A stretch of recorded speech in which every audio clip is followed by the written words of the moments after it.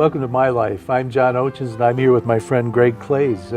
If you saw the last half hour, you know some of the activities Greg has pursued over the last 40 or 50 years, including his forage farm in the UK.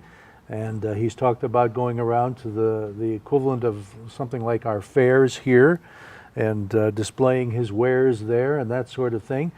Plus the fact that he's had a career as a science teacher on various Air Force bases around the world. We had so much to talk about, we had to invite Greg back so we could continue our conversation. First of all, where we left off, we were talking about your farm being on the Oxford Canal over in the UK, and you were describing the boats that you had. Yeah. We're also talking about the fact that it's difficult for kids to get much experience out in the hinterlands, so to speak, because most people live around the cities. But maybe that requires some explanation. It's hard for people to move into the country, isn't it? It's difficult to get permission from the government to build a house. Absolutely. In England and not so much in Europe because there's more land. If you took a good pot of money and went to Eastern Europe, Romania or Poland right now, you could get a decent farm out there for very little money, okay? But England, with its scarcity of real estate, it's almost impossible to find a place out in the country. If you did find some land, pardon me, out in the country, you'd have to go. There are libraries full of books, full of rules about why you cannot build in the open countryside. And a lot of that goes right back to Magna Carta and the fact that England has only ever produced about 60+% of the food she eats. It's always a country that's had to rely on imported food in order to sustain its population. So agriculture is very much respected in England, and there's a phenomenally powerful lobby through the National Farmers Union that looks after those rights. The yeoman farmer in Magna Carta was one of the baseline people, the little people that actually got to vote, as well as the lords. All male, of course, to begin with.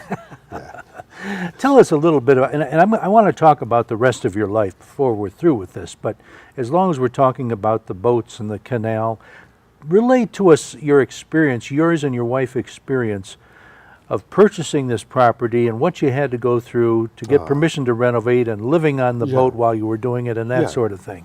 The boat we built in the 70s because it was Kate's idea. We were both teachers. At that point I was teaching in UK schools, British schools, both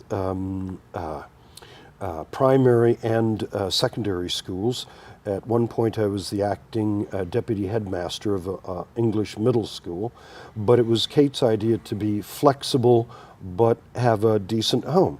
So she challenged my abilities, and we commissioned a hull to be constructed to our design within the permitted dimensions, and then gathered recycled materials, built the cabin, fitted the boat out, and moved on board. And not long after, I got my first job working with the Americans at High Wycombe in Buckinghamshire. So we moved the boat down the Grand Union Canal, which you can have a look at on the map that I've given you, and lived there and taught there for a while. That job didn't pan out for very long, so we moved the boat back to the Midlands, where Kate's from, and then I was offered a job in Germany, so I went over there and did a tour over there. She stayed in England teaching. I came back, found a job in Oxfordshire teaching at the big base that used to be at Upper Hayford in Oxfordshire. That's when we started looking for land along the canal, because that was another object of living on the boat and moving around, was that we would look for property where we could grow our own food. And I Now, always wanted to have a place where if our child wanted to kick a ball, it would land in their own yard and not have to ask the neighbor if they could get it back. And I want to talk about what you had to go through to be able to Right. run it. But before we do that, describe how long are these boats? 70 feet long. 70 feet long, and how 70 wide feet are they? long, 7 feet. Okay, and they are powered by a gasoline engine. No, diesel. Diesel engine. Modern ones Well, are, okay. are diesel. Originally, they started out before the internal combustion engine. Okay, they were towed by horses. Right. So you and your wife lived on one of these boats for quite a while before you, Off and on. and you kind of moved it where your job went. Yeah, yeah. Okay. Because the last 16 years working up in Norfolk, up above Cambridge in England, I took the living boat when the house was done from the barn conversion. I took the boat up there, and then I lived up there during the week when I was teaching up there. Okay, approximately what year did you start the process to buy the land and convert the buildings? And That was about 1981, 82. We started simply repairing the buildings, living on the boat, on the canal, at the farm, because there was no permission to build a dwelling or live on the land. And that's important. Yeah. That's hard to come by over there, isn't it? Yeah. What did you have to Small go pieces. through to get permission to do what you did?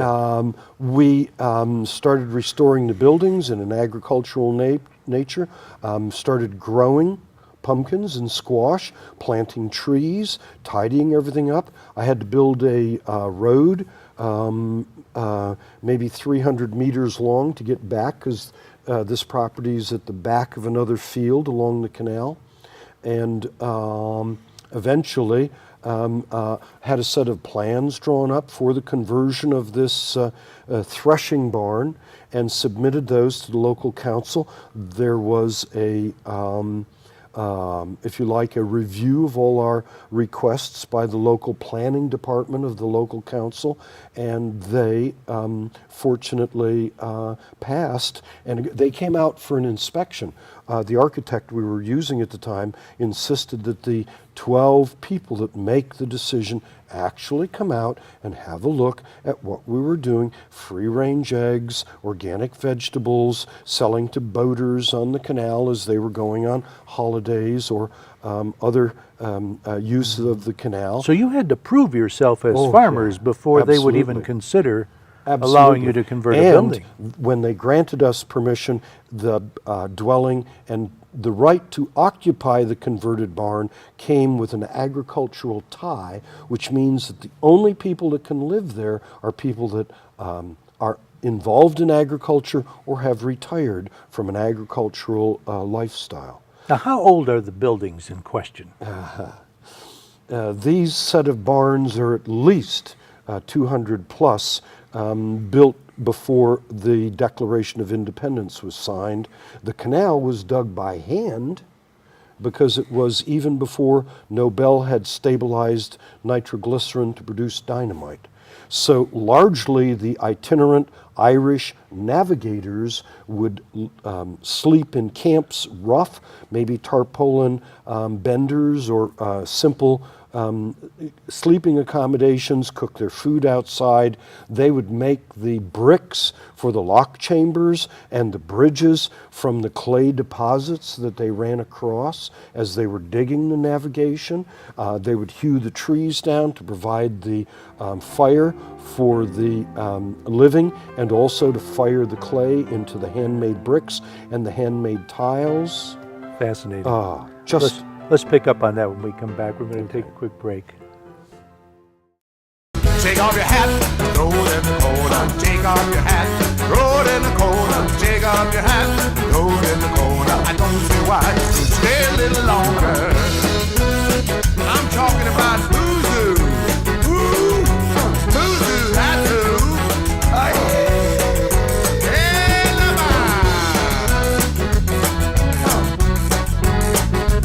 oh, yeah. Come on down. Stay a little longer. With Greg Klaes here on My Life. you were talking about renovating these 200-plus-year-old buildings. Did you discover any interesting artifacts or anything in the process of doing that? I found the metal part of a threshing tool, because I said the biggest barn we now live in was a threshing barn. Long before they had threshing machines or even combine harvesters, they would cut the corn, the ubiquitous term in Europe for grain like wheat, barley, oats, okay, not maize, which is what we call corn here in America.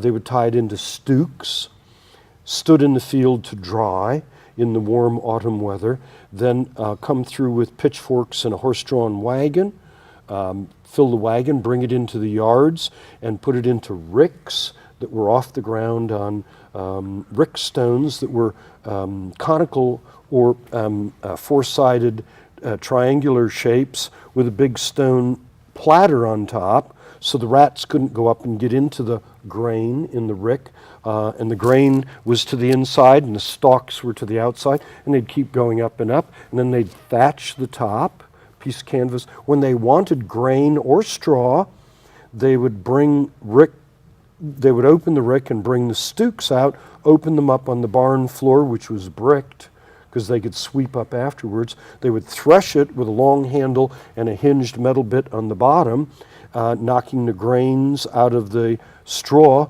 rake the straw aside to use for bedding, or indeed in houses on the floor to soak up the general quagmire, okay, and then scoop up with a big shovel the grain and the chaff. And the threshing barn would have two big wooden doors either side, and it was constructed for the prevailing wind. So when the wind was blowing through the barn, they'd scoop up and throw a shovel full of the mix, chaff and wheat, out towards the other side. The wheat denser would carry over, and the chaff would be blown out the door. Hence that expression, separating the wheat from the chaff. They thought of everything, didn't they? They'd bag up the grain, tie up the straw, load it into boats, because I did research at the Bodley in Oxford at the university, and then there was a lay-by on the drawings, the oldest maps that we could find, for agricultural purposes, take their load to Banbury for the mill and for the breweries, and to sell the grain to other farmers further afield, or take it to the cities to be sold. Let's talk about how you all got started. You were born in Carleton, Michigan? No, I was born, the family was actually living in Dearborn at the time, but my eldest sister is asthmatic, and it was recommended we move out to the country. So parents bought a 40-acre farm out near Carleton in the country, and that's where I grew up. Had your dad done any farming before? He grew up on a large holding that the family had bought on West Road near New Boston. So he told me stories not only of the family cow, but of the chickens, the rabbits, and they used to do a lot of rhubarb really early in the spring, in the late winter, and then force it in almost underground tunnels, and then package it up and take it to the railhead at New Boston and send it to restaurants back in New York. Mm-hmm. Did you know your grandparents? Oh, yeah. Yeah. How far back would you have to go to find the first generation that was in the United States? My grandfather came over as a babe in arms from Germany. From Germany? On my father's side. My mother's side came from Ukraine. Really? Yeah. Just out of curiosity, in all the world travels that you've gone through, did you ever investigate your family history over there? When I was teaching in Germany, I went to a phone book one day and opened it up to the K's, and there was just page after page after page of Klaes. Yeah. The Ukrainian side of the family is a bit more obscured, but and not too sure. But everybody back then was coming from, I hope, some sort of farming stock. Other than my grandmother. My grandmother was sent by her family from the Ukraine to Paris to become a teacher. To Paris. To Paris, and she took the money and came to America. She wanted to avail herself of those opportunities in the new world. Yeah. Now, how many siblings did you have, or do you have? One brother who's passed on, and I still have 3 sisters. 3 sisters. Mm-hmm. And where do you fall in the lineup age-wise? Second from the bottom. Second from the bottom. Second from the bottom. What are some of your memories about working on the farm? Making hay and harvesting in the autumn, particularly the squash and the pumpkins. Halloween has always been my, or Samhain as its Celtic name is, was always my favorite celebration. Originally a European Celtic idea for the end of the year. If you had food that hadn't been smoked or preserved, or you had animals that you didn't have enough fodder to get through the winter, you were going to slaughter and have a feast because you couldn't keep them through the winter anyway. So very close to the autumn equinox, which I mark, of course, every year. The solstices and the equinoxes are very important to me, not only as a farmer, but also as a memory of those that have gone before. My favorite bit of anthropology is when our species moved from hunter-gatherers to agriculture, and became settled and could develop the intellectual nous, if you like, to move further afield. And I celebrate those equinoxes and solstices by visiting Stonehenge and being there for the sunrise, each of those, if I can. There's only 4 times a year English heritage allows you inside to touch the stones. Really? And I try to be there each time I can. And Stonehenge is what, a couple hours away? A couple from hours you? away from the farm. So you're a couple hours from London, a couple hours from Stonehenge. Yeah. What a boring location. that you're Boring living. location. Yeah. Right on the canal. Come over. I'd love to. I'd Sign love up to. for the Woofie organization. Come Woofies. over and pull weeds. I feel like a I get woofie. it all organized, so I've got woofies coming to the farm when I'm back at the farm away from the festivals, and then we tidy up the farm and pull the weeds as much as possible. Oh, and then load up the trailer and the Jeep, and it's another festival to go to. All right, tell me this. When you were home on the farm, Yeah. was your interest in farming as intense as it is right now? No, I hated pulling weeds. But I always took a salt shaker out to the garden when I was pulling weeds to have fresh tomatoes and peppers and sweet corn off the cob, just nibbled raw. So as a kid, what was life like on the farm? Did you have to get up early and do stuff, Yeah. or? Yeah, John, I think I spent more time away from the farm itself, out in the woods, down by the creek. I did a bit of trapping. I still have my shotgun in England that my father gave me for my 12th birthday. Yeah, and 410. you've got some other memorabilia over there too. We've got to take a break right now, but let's pick up on that when we get into the next segment. Come back, please. Thank you. Hi everybody, I'm Terry Stiles. Hi, everybody. I'm Bill Service, and I'm the producer of Our Community Access. Terry and I started our show 8 years ago to bring our community into your living rooms. Our Community Access is a show born from the rich diversity of our community, and we want to brag about it and the people creating that diversity. Over the year, we've been from fox hunts to beekeeping and right in your own backyard. We welcome new businesses, chamber fashion, senior hobbies, class reunions, and much, much more. We've covered all our celebrations from Leonard Strawberry Festival to our premier Lone Ranger Parade. But there's still more avenues that we plan on going on. So watch our Community Access at 9:30 and 5:30 every day, and you have a great, great week.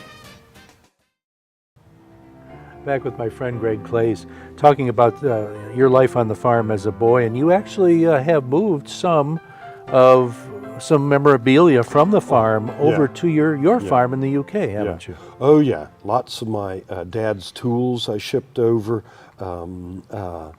The big stone that used to be out in front of our farm on Briar Hill Road, I shipped over a piece of rose quartz that was also moved by the glaciers. We were talking about how did the stones get down on the Salisbury Plain for the Neoliths to make the monument there.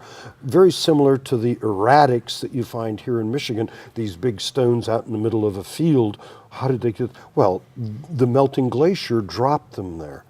So the big stone from in front of the farm, I shipped over some of his tools, different artifacts from the house, which was part of my employment package working for the Americans. Where did you go to grade school? St. Patrick's, Carrollton, way out in the country. You're a good again. Catholic boy like me. Yeah. And then we both attended Monroe. Monroe Catholic Central. Central. Yeah. And that was in the mid-'60s when you and I graduated. Not to give Yeah. away our age, but what the heck? No, Age is just a number, right? 42 and a bit. That's right. When you graduated from Central, you went on to what college? Eastern Michigan on a full tuition scholarship by competitive examination. Did you know you wanted to be a teacher then?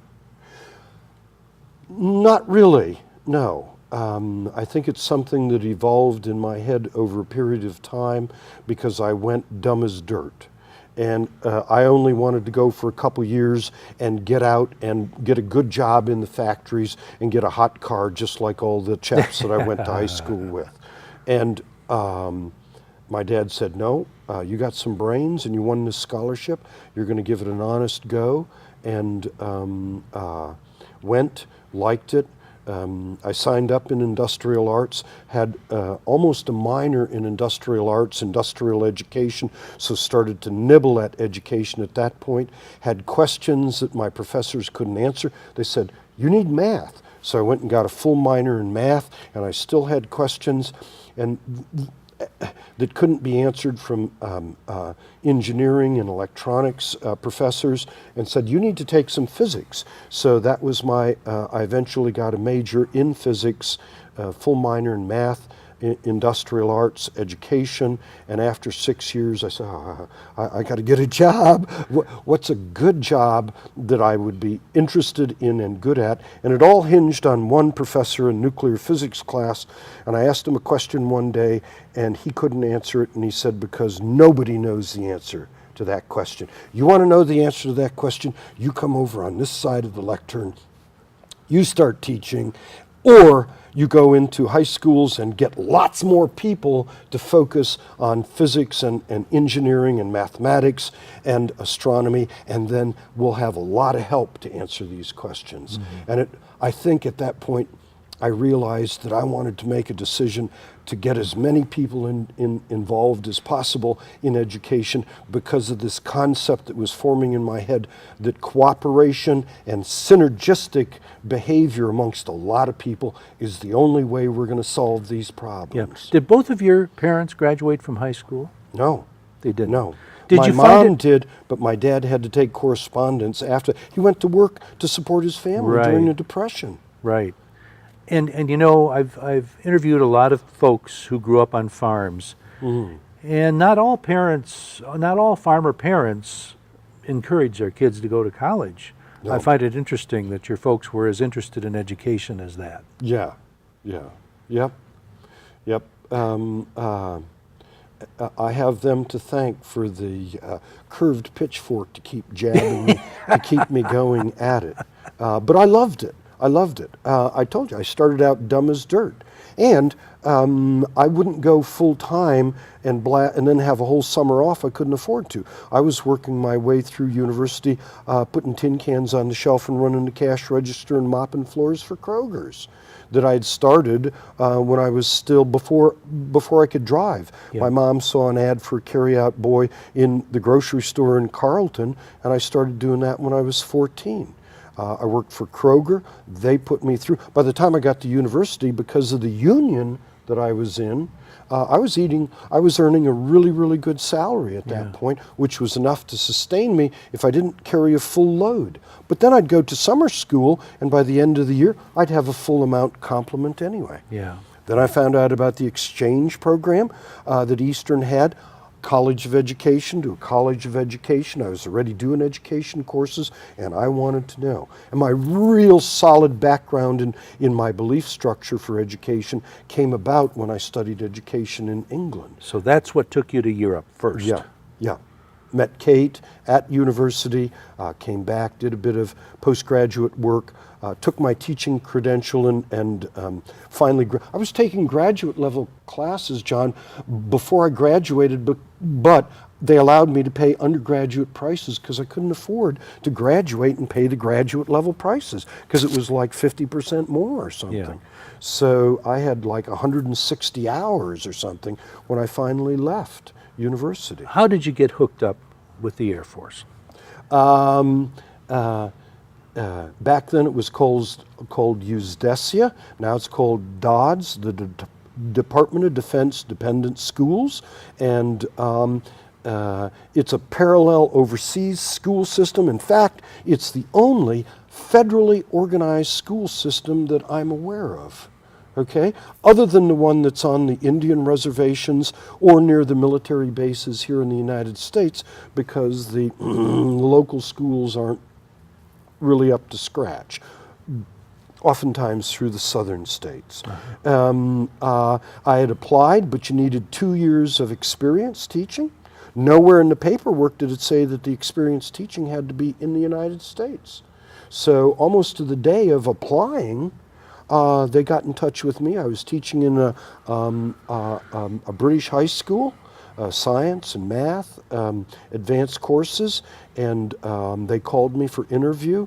I went for interview. I accepted a position and went back and worked my notice out with the British school and then chased them around for 35 years until I had my fingertips on that retirement, which is really important. Did you ever sit back with at least a slight case of homesickness and think about coming back? Not really, no. Too many exciting things to do and places to go and people to meet. Yeah. I made a decision when it was the summer before I went to university. And I was thinking about this and thinking about this. I couldn't sleep. It was a lovely moonlit night. We had old big sash windows in the house, and I sat up in the window and had the window wide open, the screen to keep the mosquitoes away, and I just kept, what's it going to be like? How's it going to turn out? What on earth is going to happen to me when I go up there? How am I going to change? And I just couldn't sleep, and I stayed, and the sun was coming up in the morning. I'd stayed up for a whole night. And I said in the end, I don't know what it's going to be, but it's going to be great. I'm going to make sure it's going to be great because I don't want to find out when I come to die that I have not lived. Absolutely. Henry David Thoreau, Walden. And his other favorite quote out of that book, I'd rather have a pumpkin to sit on than a silken cushion. Yeah. I think I know the answer to the next question, but I got to ask you anyway. If you had it all to do over again, would you do anything differently? I don't think so, except do more of the same.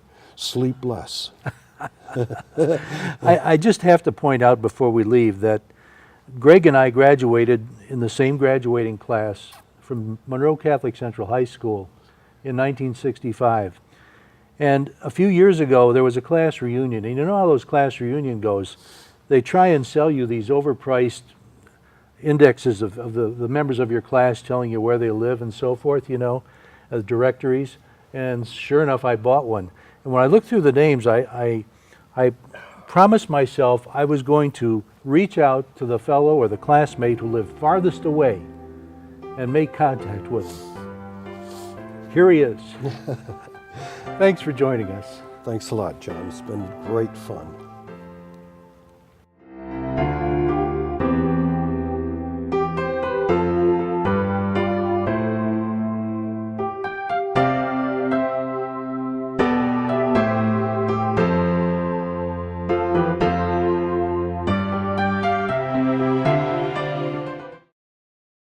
You're watching OCTV, Oxford Community Television, serving Oxford, Addison Township, and the village of Leonard.